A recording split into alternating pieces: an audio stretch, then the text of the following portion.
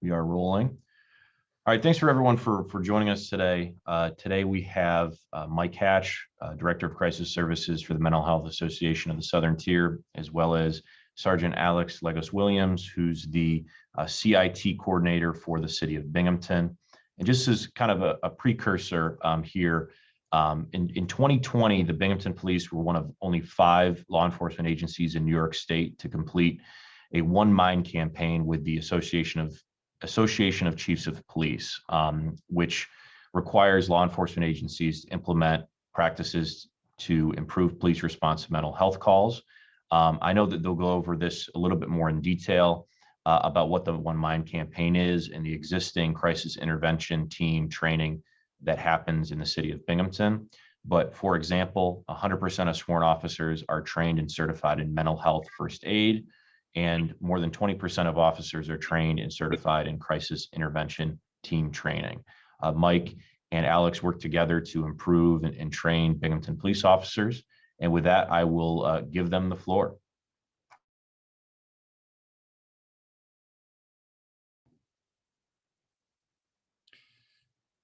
Thanks, Jared. So as the deputy mayor said, my name's Mike Hatch. We're wearing our masks because we're not able to social distance right now, but I'm the Director of Crisis Services for the Mental Health Association of the Southern Tier, where I oversee the crisis intervention team coordination and training for Broome County. I also supervise the mobile crisis team that I'll talk a little bit more about in this presentation. And I also oversee the Crisis Respite House, which is a 24/7 crisis respite program that we have right in the city of Binghamton at 295 Clinton Street. Alex? Hi, I'm Alexander Legos Williams, a sergeant with the Binghamton Police. I've been a police officer for about 10 years, sergeant since August, and I took up this position as CIT coordinator in September of 2020. And I'll also add that I am a retired police lieutenant from the Johnson City Police Department. I had 23 years of law enforcement experience and retired in 2016 from JC to take the position that I'm in now. So we're going to kind of go over some of the things that we've already accomplished, and maybe some of the things that are futuristic ideas that we have to maybe enhance crisis response. The deputy mayor had mentioned that a lot of the questions that the committee has received have to do with mental health response and mental health training and things like that. So they felt that it was important to kind of showcase some of the things that they've already done in the city of Binghamton. And I could tell you from experiences in the community, the city of Binghamton Police Department, their training in mental health and response far exceeds many of our partner organizations in Broome County, let alone the region. So some of the goals, CIT stands for Crisis Intervention Team. It does not stand for training. The number one goal of CIT is to transform the crisis response system to try to minimize the times that law enforcement have to actually respond to people in emotional distress.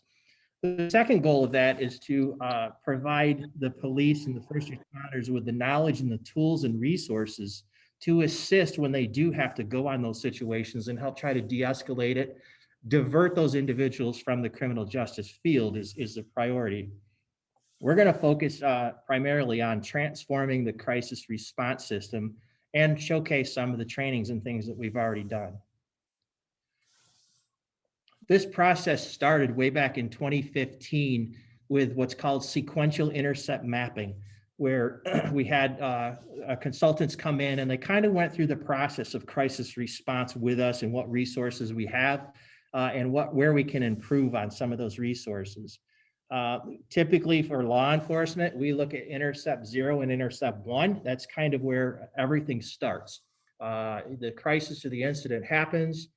The crisis lines are involved at intercept 0, and you can see 911 and law enforcement kind of overlap between those two intercepts. The reason is because they can come in at an early phase, during those crisis situations.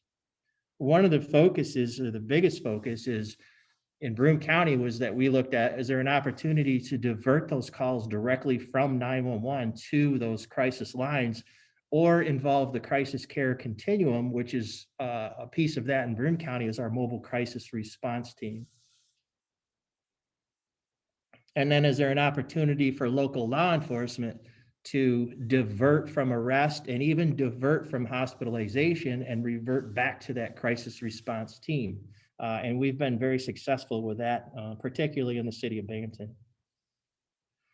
The current state of the mobile crisis team, we have the Director of Crisis Services, is my position that oversees these programs. Right now, we have one licensed clinical social worker, and we do have a vacant position for a second one to put on a second shift. We also utilize certified, New York State certified peers as case managers to assist those clinicians. And we have a vacant position open. So we're looking to expand the program, which is already funded.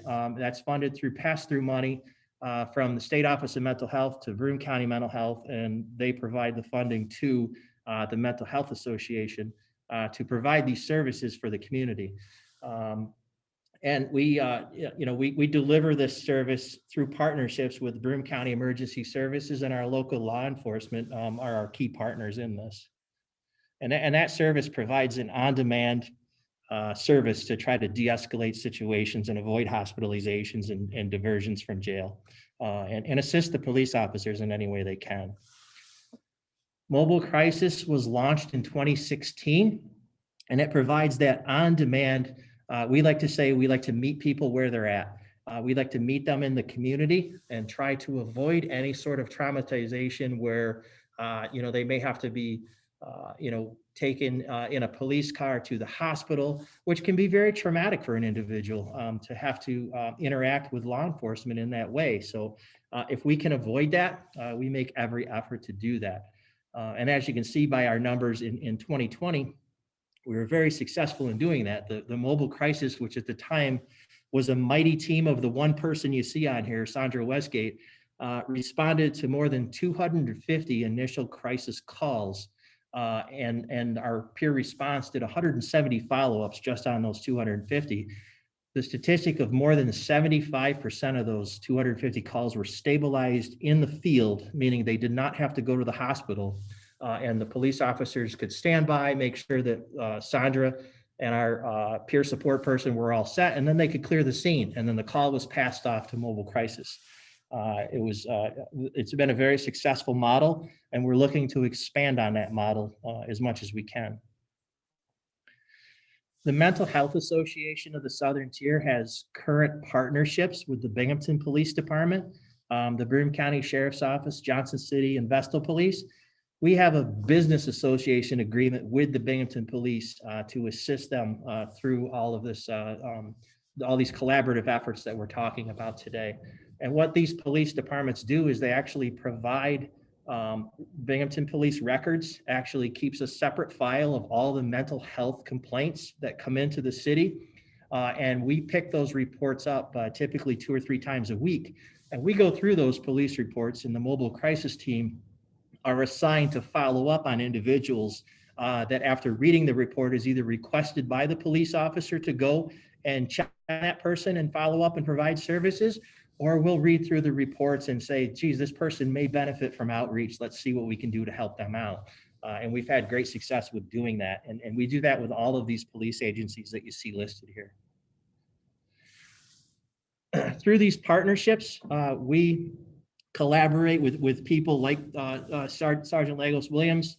Prior to him, his predecessor, Sergeant Tony Dials. We collaborate to provide and develop trainings for our police partners in what they could benefit from mental health training. So these are just some of the examples of organizations that we've trained for in our law enforcement community. We do the in-service trainings for the Broome County Sheriff's Office, the Binghamton or the Broome County Police Academy, the Police Supervisor School. We do that for corrections and road patrol. And for the Binghamton Police Department, as Jared mentioned, the International Associations of Chiefs of Police One Mind campaign is where police agencies take a pledge to train at least 20% of their entire sworn police members in the 40-hour CIT training class. And additionally, they agreed to train the other 80% in mental health first aid, which is an 8-hour training class. And I can say that, the city of Binghamton Police Department has done a phenomenal job with implementing that and completing that in about a 9-month turnaround, I think is the time that we actually completed that entire program. And the sergeant and I actually looked at the numbers right before this, and I think we were right just under 40%. So 40% of the entire sworn Binghamton Police Department has been trained in the CIT 40-hour training class, which is a phenomenal number for the city of Binghamton to have that many officers trained in the CIT training. So kudos to them for doing that. So, and additionally, the mental health first aid class, all of the other officers received that training, which was delivered by a core group of instructors right here in our community. We've done training for the district attorney's office. We actually developed a specific CIT training course for school resource officers. And the Binghamton school resource officers actually attended that training as well. And then we do training for emergency services, 911 dispatchers. We have a 911 diversion program right here in Broome County. It's the first of its kind in the entire state of New York, and it is being replicated across the country. And is even listed as a best practices model in the CIT International Guide for CIT implementation. Let's see, provide 40 CIT training, police. So yeah, so the CIT training that we've done it for police, corrections, and we've had 911 dispatchers actually sit through that entire 40-hour training course as well. And mind you, this is over, this is since 2016, we've actually been doing all these trainings and things, and we continue to do them on an annual basis or when requested. So that's kind of like where we're at today. And what, our mindset with the Mental Health Association is trying to enhance the crisis response system. And, our thoughts of doing that is working off our current 911 diversion model, where our 911 dispatchers have a risk assessment tool that they've been trained on and we provided them. And if the person fits the criteria, that call can be transferred to the crisis call center at CPEP, or the Comprehensive Psychiatric Emergency Program that is at Binghamton General Hospital. So our hopes are that, we can find ways to use shared services and maybe work together with some organizations like the city of Binghamton and perhaps the county to develop a co-responder model where we actually have a trained sworn police officer that is assigned to one of our existing clinicians, and they can actually be dispatched directly to the call and handle that crisis call and completely, in a sense, remove the police officers in that current zone or sector or whatever you may have, that they don't have to respond to that call because it's being handled by a crisis response unit. They can provide secondary backup if it's needed or things like that. But our hopes are to try to take this model and really go to the next level with it and really provide a true diversion model with a true response to meet people where they're at. There's some costs involved, of course, and a lot of these costs are already paid for through the funding that we have for the crisis. So to implement something like this, it would probably cost, depending on how you did it. If you did a sworn police officer, it's about $125,000 to put a specific person or police officer in that. If you utilize somebody like a district attorney investigator, a special. I just got on my emails. It was started at 1:30. So if you did something like that, it cuts the cost nearly in half. So you're looking at either $120,000 to do something like this through the DA's office or a special deputy or something along those lines, or special police officer if it's even allowed, versus $180,000 to actually fund and implement something like this. The benefits of doing something like this. Medicaid is a huge cost for all of us in the state of New York.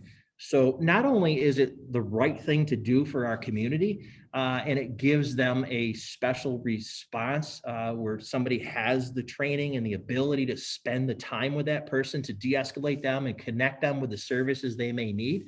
But the cost savings alone of doing something like this can be very significant.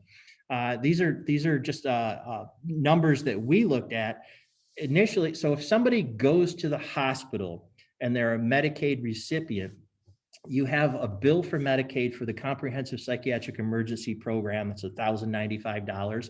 And then you may have ancillary costs on top of that. So you're looking at around $2,100 in a bill for somebody that has to go to a hospital. And we kind of broke those numbers down by agency. The City of Binghamton Police Department responds to 40% of all the mental health calls in Broome County. And across the board, that's just over 2,000 calls a year. 40% of those happen right in the city of Binghamton. So if you average those out, Binghamton Police responds to about 72 calls a month that are labeled as mental health. Alex and I will agree that we believe the numbers are much higher than that on what mental health calls are. These are just the ones that get labeled as mental health calls in the system.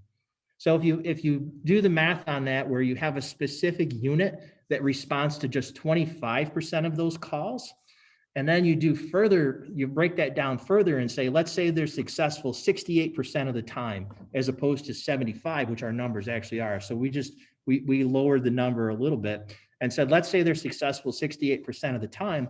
The Medicaid cost savings is $25,000 a month on something along those lines. Now, I get it and acknowledge that, the county has a cap on Medicaid, but if you look at the big picture across the state and federal savings and everything else, you would hope at some point, there would be some sort of benefit or return on that, because you're looking at savings across the board, not just looking at county Medicaid savings. Once that cap's met, the county doesn't have to pay anymore. So that's just one of the examples of the potential cost savings, let alone the opportunity to provide somebody a service and potentially provide less trauma to that individual that may be going through that crisis.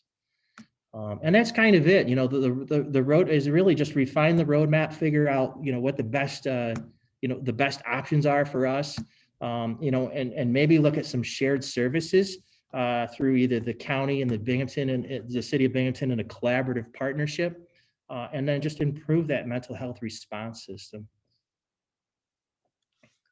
So that's our shtick, and we'll certainly be glad to answer any questions or anything that we can help with. We're here. Mike, thank you for that. This is Megan Brockett from Mayor David's office. Jared just stepped out. I believe he had another meeting. He should be back. But if it's okay with you and the sergeant, if we could just open it up to questions from members of the steering committee, if anyone has them. Absolutely.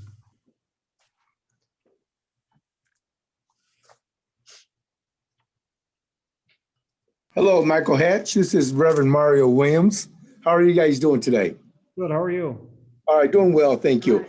You may have answered this question already. I'm not really sure. But when there's a call made to dispatch the police force and the CERT team, who makes a determination that there's a crisis there for if it's mental health or if it's a crime?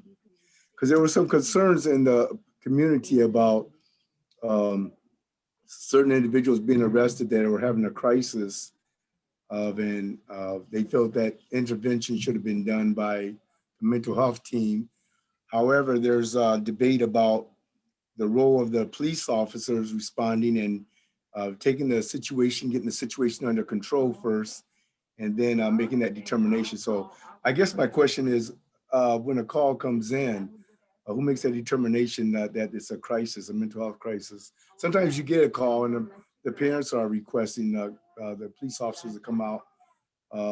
So that's my question, I guess. Okay, sir. Anytime that the police or 911 gets a phone call about a mental health issue, the 911 dispatchers take that call, they assess what the threat level is and where it's located, and then they'll usually send out the police department first. to determine if any kind of crime did take place and what is occurring. If they determine that it's a mental health issue, they'll determine if the person is a threat to themselves or others. And if the mobile crisis team is available, we will call them and have them respond with us. And then they will make that determination. We'll kind of stand by as just for safety purposes and nothing other than that. You're still muted, Mario. Thank you. Thank you very much. I appreciate it. So Mike, I just wanted to jump in real quick and thank you for the presentation.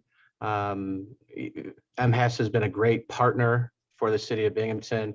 As you know, we entered into an agreement much earlier this year to expand services and support provided by the Binghamton Police Department. And with the support of City Council, we recently allocated an additional $50,000 just as a starting point, and are willing and interested in expanding that to try to figure out ways where we can expand coverage. As you indicated in the very beginning, you had a vacancy on one of your shifts, and we're obviously very interested in looking at this from a more holistic standpoint, as far as, you know, weekdays, weekends, daytime, nighttime, where the volume of calls seem to be, are they equally distributed? Are they occurring more on weekends versus weekdays, nighttime, et cetera? And are certainly interested in working with MHAST to expand the range of services that we have. And I just think it's important to note that, you know, long before this executive order came from the governor, we were having these conversations. And I think it's important for the panel and the community to know that part of the annual reflection that the police department does and how to increase their level of service. This was an area that was focused on and continues to be focused on as a result of just evaluating the data on the types of calls on an annual basis. That's something that is just, you know, really routine. I think the timing of it is very good, and I think there are some different scenarios and models. Obviously, as you indicated in your presentation, a high percentage of these calls come from the city of Binghamton. And, you know, with the closure of some of the state facilities that focus on, you know, mental health, a lot of these services fall on the shoulders of teachers and police officers and other sorts of public servants in our community, pastors, et cetera. And so it's not just about, you know, additional training, which is very important. Obviously, training is central and critical, but also enlisting the support, whether it's through hiring individuals directly or partnering with organizations like MHAST directly, who have the personnel who specialize in this, are trained in this, to partner and accompany, you know, officers on call. And that's something that we want to look to continue to expand on in the future. So I just wanted to, you know, highlight that.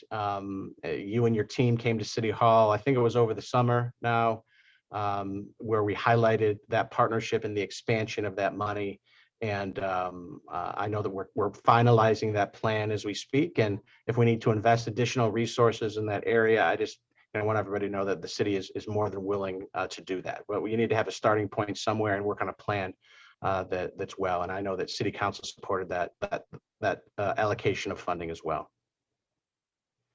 I appreciate that, Mayor. And, you know, I'll add that, you know, through, you know, the mental health first aid trainings for adults in public safety that we've done just over the past few years with grant funding and no cost to taxpayers, we've trained over 450 members of our community and first responders and people from churches that are interested in this. Because as you said, some of this falls on our faith-based folks like Mario. And, you know, we've had a lot of our church committees come through some of our mental health first aid classes. So, you know, we're on board.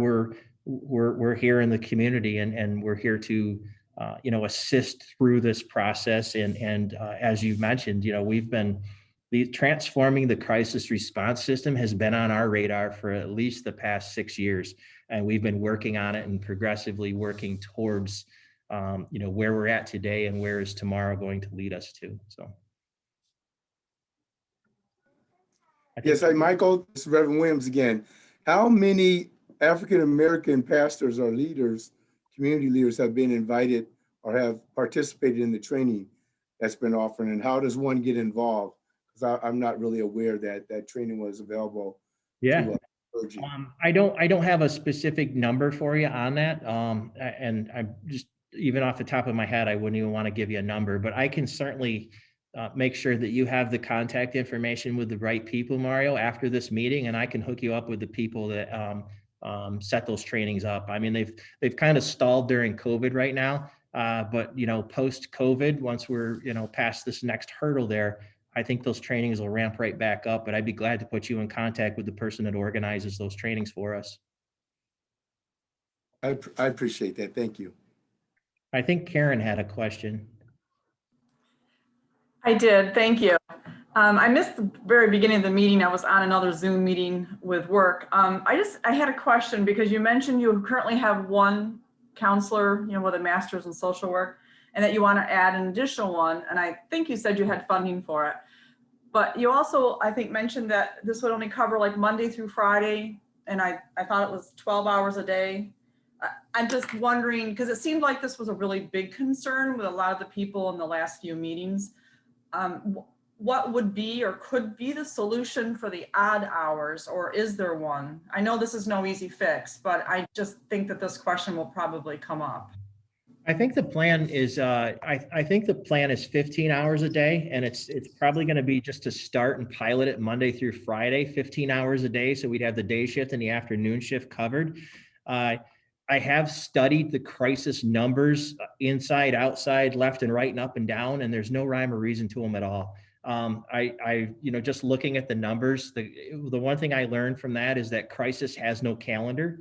And there's really no specific day of the week that you can point to that says you should have maximum coverage on Saturdays because of this. It just doesn't work that way. So that's the one thing that I learned, is that crisis doesn't follow a calendar, and it's kind of it's unpredictable, because what causes me to have a crisis may not cause somebody else to have that same issue. So it's really unpredictable. So our hopes are that we had an afternoon shift pre-COVID.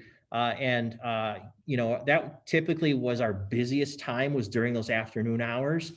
So we're hoping that covering the daytime, where a lot of the community-based organizations are open and we can get in the door and get referrals to, and then enhance that by offering those afternoon hours, at least starting 5 days a week. I really think that it's a program that needs to be built on. And it has measured success with, 75% of the people they see stabilized where they're at is so important. And to be able to relieve the police officers of actually having to go on those. And there's a lot of myth around mental health response and mental health calls. A person with a mental illness is more likely to be a victim of a crime as they are to be violent. So there's a lot of myth around, mental health response when you talk about that. In Broome County, we had over 2,000 mental health calls, and you probably, you might have heard of a handful of them in the news media and things like that. But, just to put that into perspective, I would never say that there's never a level of dangerousness, because there always is. And we want to make sure everybody's safe and protected as best as we can. But I also want to make sure that when we discuss mental health or mental crisis or distressed caller, the level or the threat level of dangerousness is not commonly high. Okay, thank you.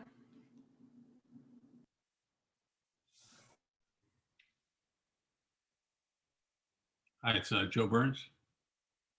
Hey, Joe, how's it going? Good. Thank you both for being here. It's a lot of great information. And I gotta say, I don't believe that the public has this information, and I'm gonna do my part to get it out there to everybody. I'm interested in the last model that you had on there, where you were talking about we could collect from Medicaid.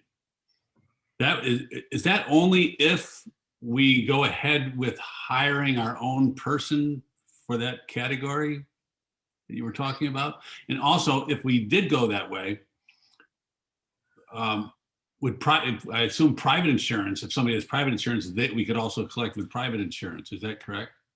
That it's not actually. We're not. So you have to be designated by the State Office of Mental Health to provide these services. And MHAST has the crisis continuum designation in Broome County is through MHAST to provide these services.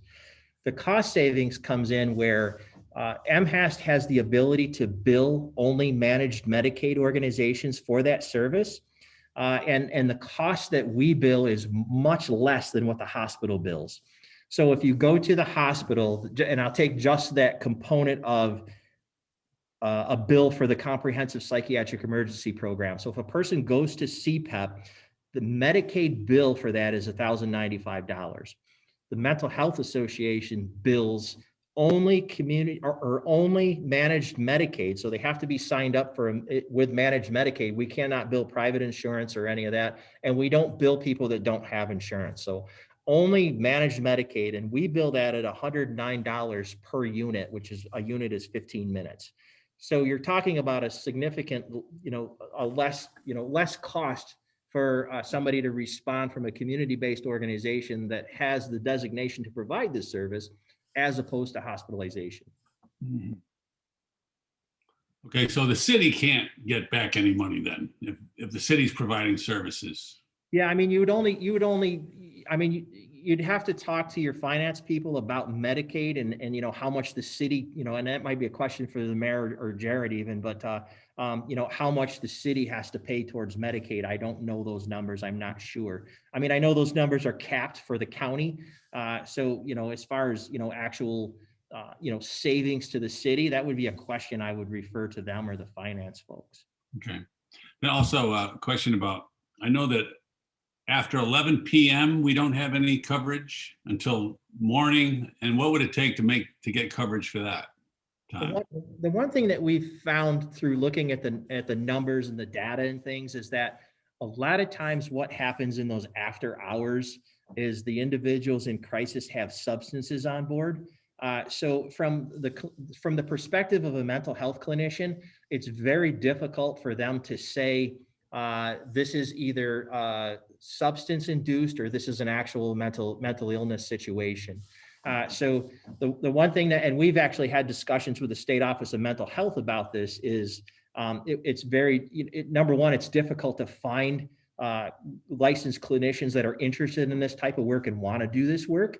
But the reality is finding somebody to do those after hours, 11A to 7P, can be very challenging to do that. And the fact that, typically with those substances on board, it's very difficult for a mental health clinician to actually hash that out and, make a determination whether it's mental health or substance induced.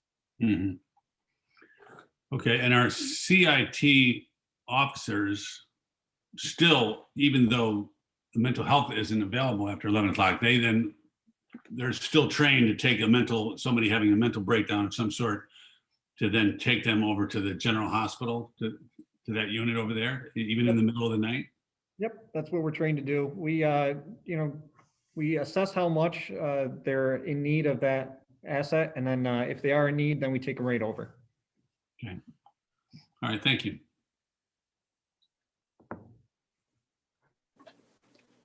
Can I follow up on Councilman Burns' question? Yes. Okay, thank you very much. First of all, I think the presentation was very helpful. And as Councilman Burns said, the public is not aware of the training that the police have had in this regard. And I think it's important for us to educate them in that regard. My question is about the CPAP follow-up. When you take someone to CPAP, you make a determination that they need help or services. How often does CPAP retain those people, or do you find yourself dealing with them again? I don't have an exact number, so I can tell you that the level it takes for an officer to transport somebody to the hospital is much less than what it is to admit them to the hospital. So, Okay. So typically when you have a situation in the field, a police officer makes a determination of danger to self or others and appears to have a mental illness. Those are the two criteria for mental health law 941. So that criteria, the threshold to take somebody and take them or transport them to the hospital is low, and it's set that way for that reason. Once they get to the hospital has to determine that the person, the level of threat, dangerous to self or others, and has a mental illness, and it's currently acute, where it's actually happening now. Now, one thing that we find, and I found as a police officer, and I'm sure the sergeant can agree, is that sometimes when a person goes to the hospital, the wait time may be, 5, 6, 7, 10 hours waiting at a hospital to be, evaluated. What happens over time is that crisis de-escalates, and the person may not be in the same mindset that they came in as they are in that wait time. So crisis de-escalates over time. And when, the hospital does their evaluation on them at the, the end of the wait, whatever that may be, the answers to the questions are certainly not the same as when they came in. I was angry, I was mad, I said I wanted to kill myself because of this, this, and this, and I don't feel that way anymore. So they leave the hospital, they get signed out. So that's, kind of where it's at with hospitalization. The percentage of people that actually get hospitalized, I don't have an actual number, but I can guess that it's low, as actual people that were admitted from being taken by law enforcement to the hospital. And that's probably a number that I could reach out to some contacts and get, but I would guess that number is significantly low, a low percentage. The numbers where our clinicians take them to the hospital is much higher, because they have that licensure, and the clinicians have to determine, the clinicians have to have the same criteria as the hospital does in order to write a piece of paper called a 945, where the police can take them to the hospital based on the observations of that clinician. So that threshold's much higher than the police threshold, but the numbers, and that's where a lot of the frustration comes, where an individual's taken to the hospital, and sometimes before the They're not admitted. they're walking out. And that's because the crisis has changed, and it's no longer acute, it's no longer active, it's no longer happening. And our state laws just simply don't allow us to, keep people against their wills for those reasons. I mean, we don't want to violate anybody's rights. All right. And is there follow-up after that if they're not admitted to the hospital? Yeah. Is that what you mentioned earlier? Yeah. Once they leave CPEP, they leave there with an appointment to a mental health clinic, or they leave there with the opportunity to get an appointment within 5 days of leaving the hospital. What we do for the individuals, if our team goes out and sees them, we have New York State certified peers that are partners with our clinicians. Those New York State certified peers actually attach themselves to that person in crisis, and they can stay with them and follow up with them for 15 days after that initial crisis. Okay. So and we're able to provide that service. And then if they have another crisis, then that clock starts over, and they can be seen for another 15 days. So we typically utilize the peer supports to reach out to them, go over a needs assessment with them, maybe what they need, what caused you to get into that crisis? What can we do to prevent that from happening again? What services do you need that we can help you get set up within the community?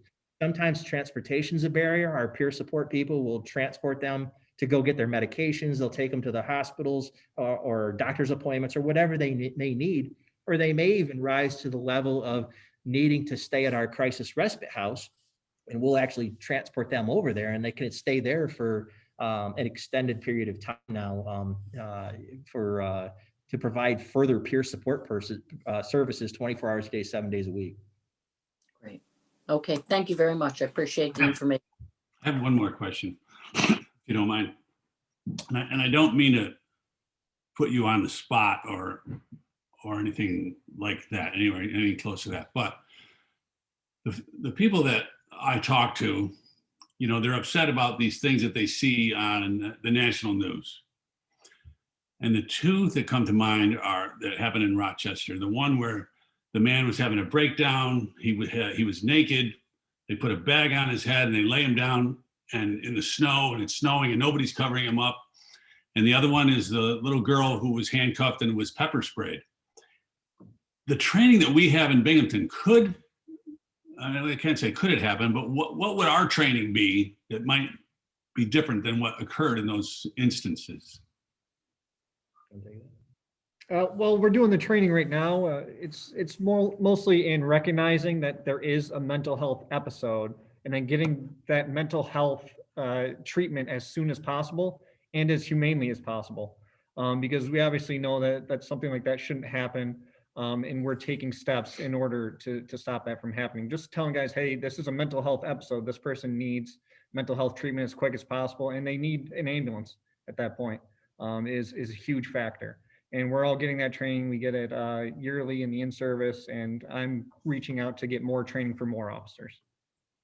Yeah, one of the things to highlight too is that through one of our partners, which is an organization called Care Compass Network, in the Mental Health Association and the Binghamton Police Department, actually collaborated together to, and our officers in Binghamton are actually going through this training right now. Binghamton and Johnson City together is a trauma-informed response training.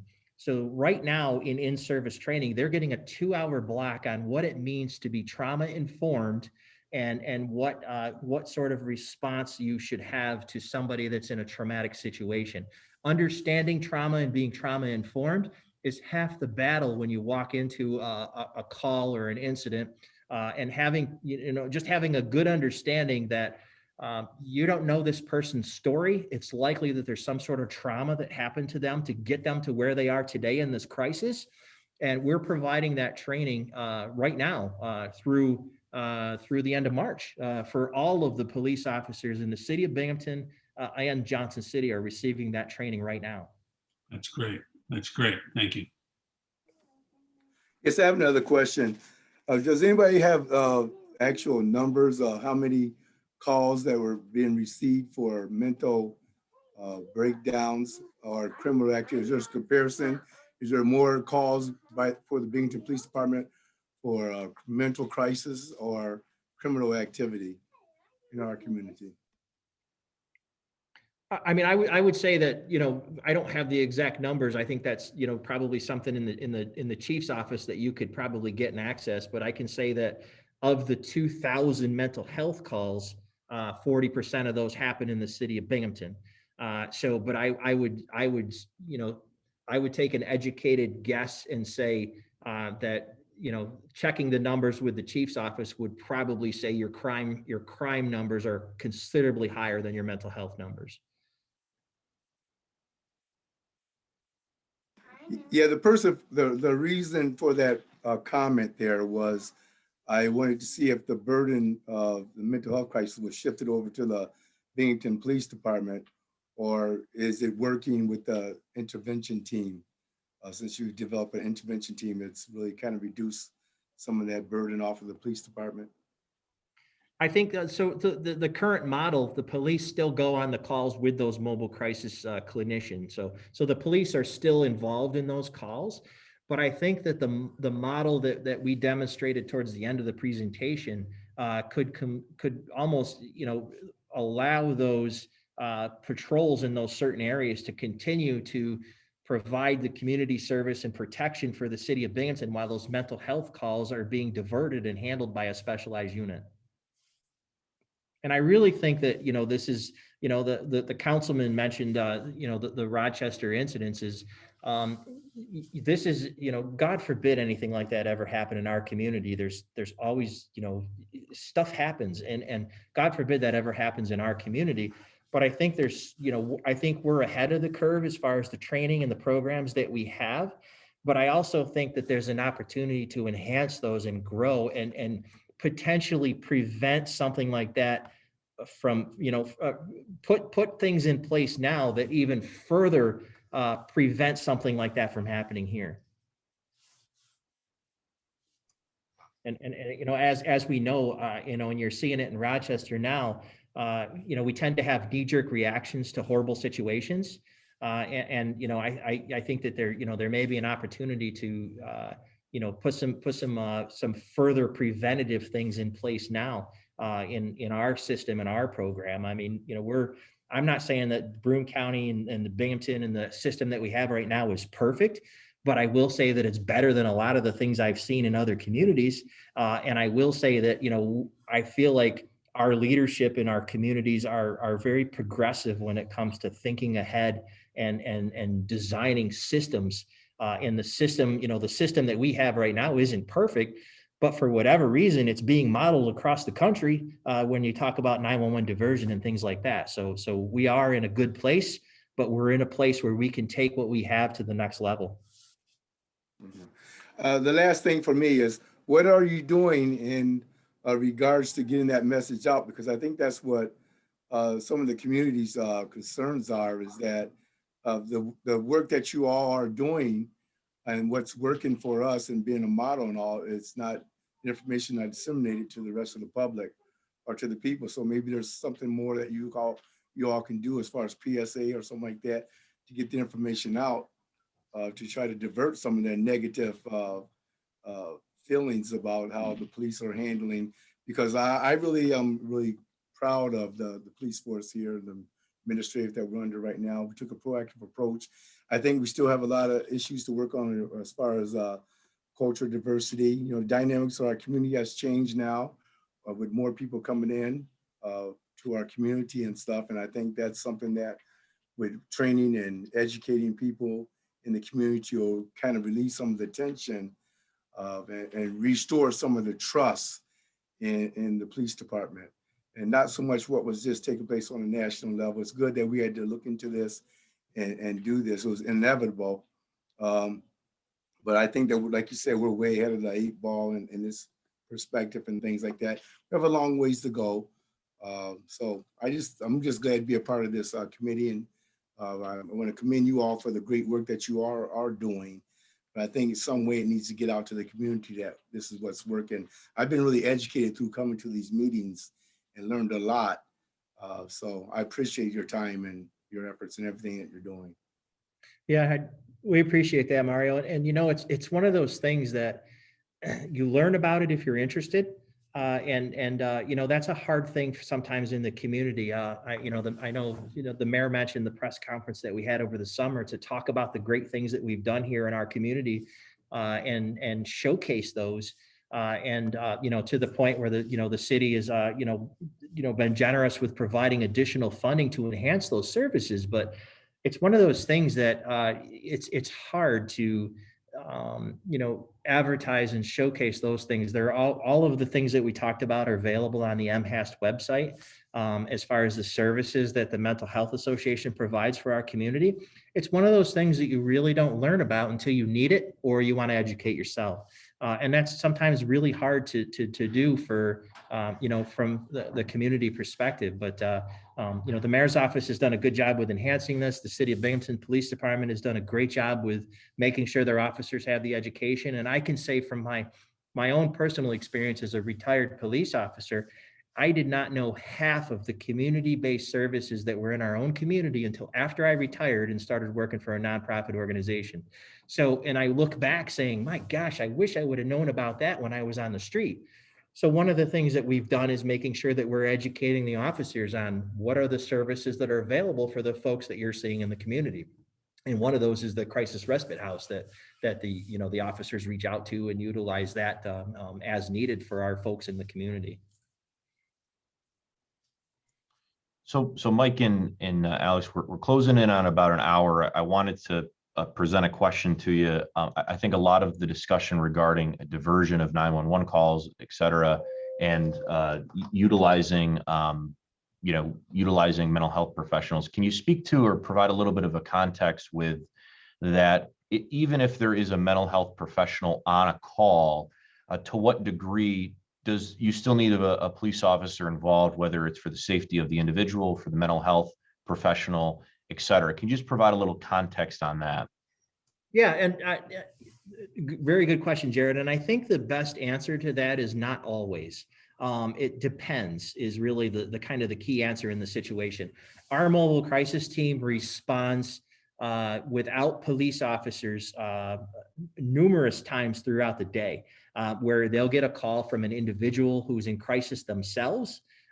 or they'll get a call from a family member who wishes that the welfare of their family member be checked. So our clinician actually does that completely on our own without involving law enforcement now. It really depends on the level of risk. And when, so right now the system that we have in place is 911 does this risk assessment. If it's a low risk where the person may have suicidal ideation, but they don't have a plan and they haven't gained the means, they can still transfer that call to a crisis call center, and the police don't even respond on those calls because the clinician on the, or the professional on the mental health professional on the end of that call can assess that person further and perhaps over time either de-escalate it or put a safety plan in place for that person over the phone. And as I mentioned earlier, a person with a mental illness is more likely to be a victim of a crime as opposed to commit the crime themselves. So, that is, one of the myths that we talk about with levels of dangerousness is that out of the 2,000 calls, you may hear of just a very, very small few, throughout any given year. And imagine multiplying that by however big the city of Rochester is, how many mental health calls they get, and we're discussing 2. Not commenting either way on the response or the actions of that, but that's 2 calls out of, and they're 5 or 6 times the size of the city of Binghamton Police Department. So imagine how many mental health calls happen there.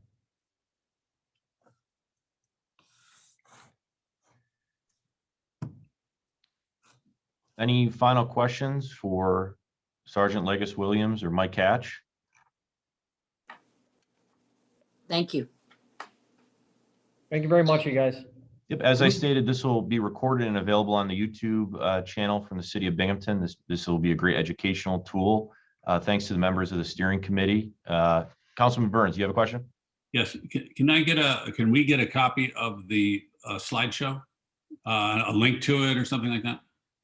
Yep, it'll be linked to the YouTube on YouTube. So what they presented will be shared on the screen. Okay. Everybody, thank you so much. Thank you, Thank guys. you. Thank you. Take care. Have a good day.